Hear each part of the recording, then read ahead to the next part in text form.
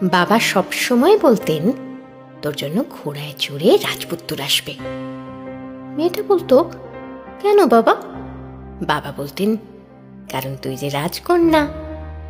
মেয়েটা বলতো, আমার বাবা কি তবে রাজা? বাবা হাসতেন, তারপর বলতেন, এমন রাজকন্যা থাকলে তার বাবা রাজা না হলে কি হয়? মেয়েটা বলতো, তুমি তাহলে সত্যি সত্যি রাজা? বাবা হাসতেন, তারপর ছোট্ট পরি মেয়ের গালে গাল চেপে ধরে বলতেন, মা। বাবা জ্বরে ডুবে আছেন, ছোট্ট পরীর মুখ ভার। সে দরজার আড়াল থেকে দেখে সারা রাত জেগে মা এখন নিঃসারে ঘুমোয়। রাত জুড়ে কত কি কপালে জলপট্টি অবধি। আচ্ছা, জলপট্টি দিলে কি হয়? জ্বর ভালো হয়ে যায়? ছোট্ট পরি মেয়ে বাবার গা ঘেঁষে দাঁড়ায়। এই বাবাটা কেমন ধূসর শুকনো মুখের মানুষ।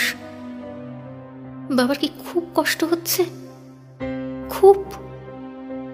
পরি মেয়ে তার চুলের ফিতে খুলে ফেলে, তারপর বেসিনের জলে ডুবিয়ে বাবার কপালে বেঁধে দেয়। বাবা চোখ মেলে তাকান, ঠিক সামনের আয়নায় তার চোখ, টুকটুকে লাল ফিতে তার কপাল জুড়ে। পরি মেয়েটা বড়দের মতো করে বলে, রাজামশাইয়ের জ্বর কি তাহলে কমল? বাবা হাসেন, দুহাতে জাপটে ধরেন তার রাজকন্যাকে বুকের ভেতর। এমন রাজকন্যা থাকলে রাজা মহারাজাদের জ্বর না কমে যাবি কোথায়? বাবা রাজকন্যাকে কাঁধে নিয়ে হাঁটেন, কোলের ভেতর বেড়ালের রুমে ঘুম পাড়ান, সারা বাড়ি ঘুরে ছোটেন। তারপর অফিস, মিটিং, রোদ, ঘাম, জলের দিনরাত্রি, বাজারে সদা, দ্রব্যমূল্যের ঊর্ধ্বগতি, দিন শেষে হতাশায়, ক্লান্তিতে গম্ভীর মুখে ঘরে ফেরাও থাকে। কিন্তু পরি মেয়েটা এসে বলে, তুমি কি আমার ফকির বাবা? বাবা গম্ভীর মুখে বলেন, কেন মা? আজকাল আমায় যে রাজকন্যা বলে ডাকো না। ক্লান্তিরা দানা ঝাপটে পালায়, দুশ্চিন্তাও। বাবা রাজা মহারাজা হয়ে যান মুহূর্তে। তার বুকের ভেতর ডানা ঝাপটায় রাজকন্যা।